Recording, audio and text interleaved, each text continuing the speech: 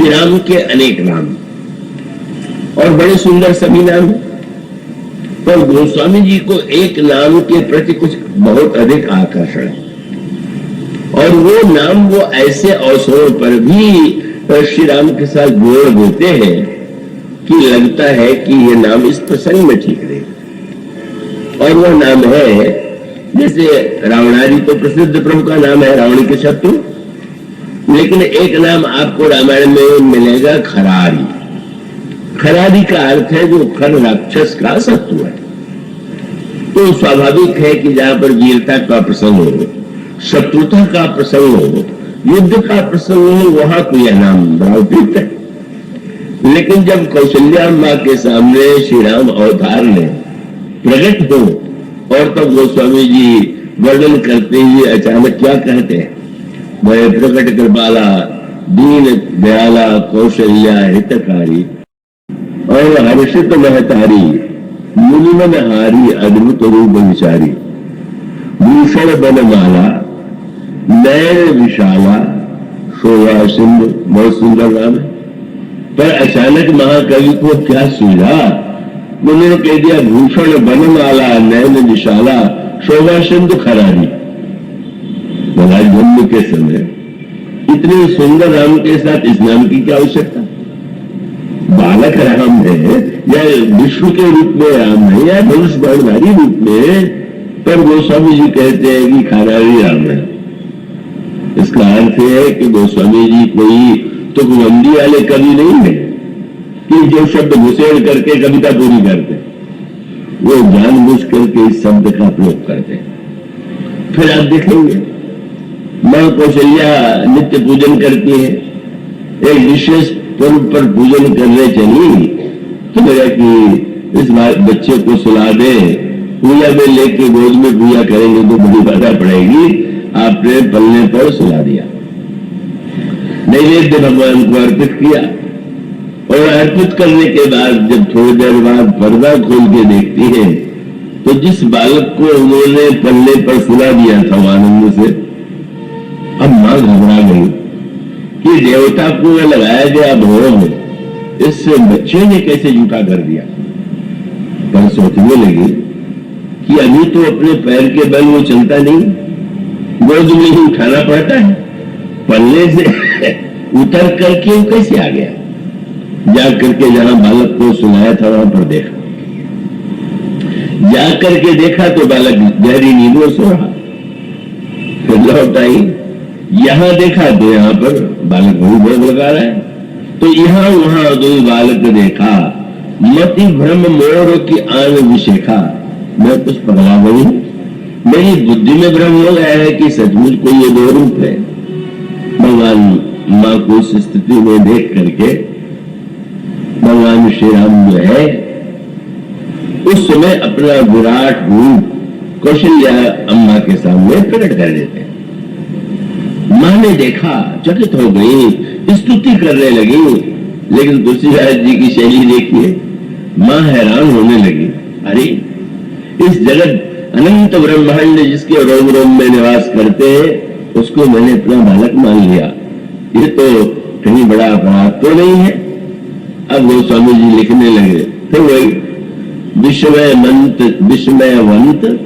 देख महतारी। जब श्री राम ने देखा कि मां तो बड़े विस्मय में है, तो वही शब्द क्या, भय बहुरी शिशु रूप खरारी। फिर आगे खरारी जो थे वो बड़े विस्मय, और श्री राम देख करके मुस्कुराए और फिर से नन्हे बालक बन गए। तो इसका अर्थ यह है कि आप ऐसे प्रसंगों में नाम पावेंगे जहां यह नाम उपयुक्त तो नहीं रहता। और अनेक प्रसंगों, लंका जीत करके आए, अयोध्या के सभी लोग पास जाने के लिए, मिलने के लिए बेचैन है। अब अगर गोस्वामी जी कह देते कि रावणारी श्री राम आज रावण का वध करने के बाद अपने नगर वासियों से मिल रहे हैं, पर गोस्वामी जी ने यह लिखा कि जब श्री राम ने देखा कि ये सभी लोग उससे मिलना चाहते हैं, तब प्रेमा तुर सब लोग निहारी।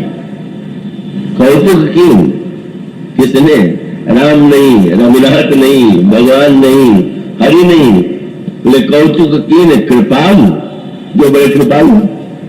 और कृपालु राम के लिए नाम कौन सा है? वो स्वामी जी कहते हैं कि जब भगवान राम ने सबको देखा तो भगवान राम ने उस समय प्रेमातुर सब लोग निहारी, कौतुक कीन कृपालु खरारी। और अनंत रूप प्रगटे उतनी काला, जथा जोग मिले सब ही कृपाला।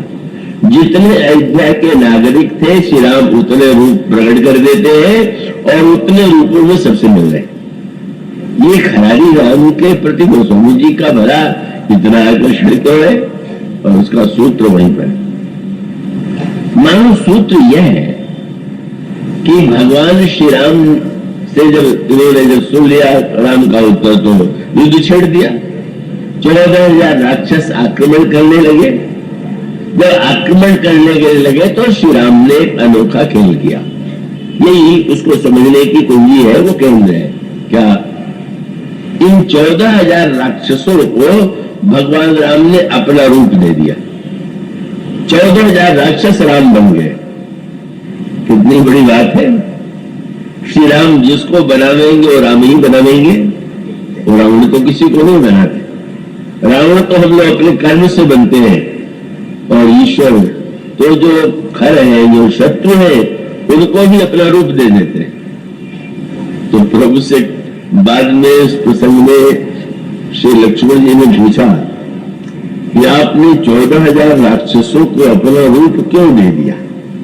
तो प्रभु ने हंस करके कहा कि ये लोग मेरी सुंदरता की बड़ी प्रशंसा कर रहे थे, तो मुझे लगा कि जब मेरी सुंदरता के प्रशंसक हैं तो चलो हम अपनी सुंदरता ही दे देते। तो सुंदरता मिल गई पर दृष्टि नहीं मिली। ये भी बात है। सुंदरता तो मिली पर लड़के मर गए। ये बहुत बड़ा सूत्र है। भगवान सबको राम ही, सिया राम में सब जग जानी। मानो सारा विश्व ही प्रभु का रूप है, पर ये शत्रुता क्यों है? उसका एकमात्र कारण ये है कि अगर ये राक्षस ये देख लेते कि अरे सामने वाला राम और हम भी राम, तो फिर राम और राम में तो प्रेम नहीं हो सकता, झगड़ा क्यों होगा? पर उनके अंतःकरण में श्री राम के प्रति द्वेष है और द्वेष की दृष्टि से जब वे देखते हैं तो बोले वो राम मेरा शत्रु है। अपने में राम है ये देख नहीं पाते और जो सब है वो राम नहीं दिखाई दे रहे। वो स्वामी जी ये कहते हैं कि उस समय भगवान राम ने सुर मुनि सभय प्रभु देखी, माया नाथ अति कौतुक कियो, देखत परस्पर राम करी रंगा संग्राम रूप बल लड़ी मरो। मानो प्रभु ने बता दिया कि मैं तो प्रत्येक व्यक्ति को सुंदर बनाने को तैयार हूं, अपना रूप पढ़ाने को तैयार प्रस्तुत हूं, पर जो खर है बड़े कठोर वृत्ति वाले, जिनके हृदय में दोषयुक्त वृत्ति है, अथवा जो गधे की तरह, खर का दो ही अर्थ है। खर शब्द को गोस्वामी जी ने दोनों अर्थों में प्रयोग किया। मैं मुनि जी वाल्मीकि जी की मैं वंदना करता हूं, जिन्होंने ऐसी रामायण लिखी कि पूछा गया कि कविता में कोई कठोरता है कि नहीं और कविता में कोई दोष है कि नहीं, तो गोस्वामी जी ने कहा है। कौन सा? बोले इतना सुंदर है कि उसमें कोमलता इतनी है, पर केवल अगर ढूंढने चले कठोरता तो बस खर नाम का राक्षस लिखा हुआ है। इतने शब्द नहीं तो कहीं कठोरता है ही। और दोष का इतना अभाव है कि केवल दूषण राक्षस का नाम लिखना पड़ा। बंदे मुनिपड़ कंज रामायण जी निर्णय, सखर सकोबल मंजू, दोष रहित दूषण सहित।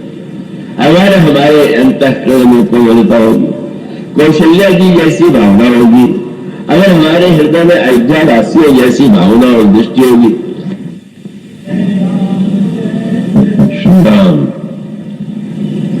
मानो हमारी दृष्टि में अगर खरत्व है, मानो अगर हमारी दृष्टि में कोमलता नहीं है, हृदय में कोमलता नहीं, तो परम सुंदर श्री राम भी शत्रु लगेंगे। और हमारी दृष्टि में अगर कोमलता होगी, कौशल्या जी जैसी भावना होगी, अयोध्या वासियों जैसी भावना होगी, तो श्री राम की सुंदरता हमें सचमुच धन्य बना देगी।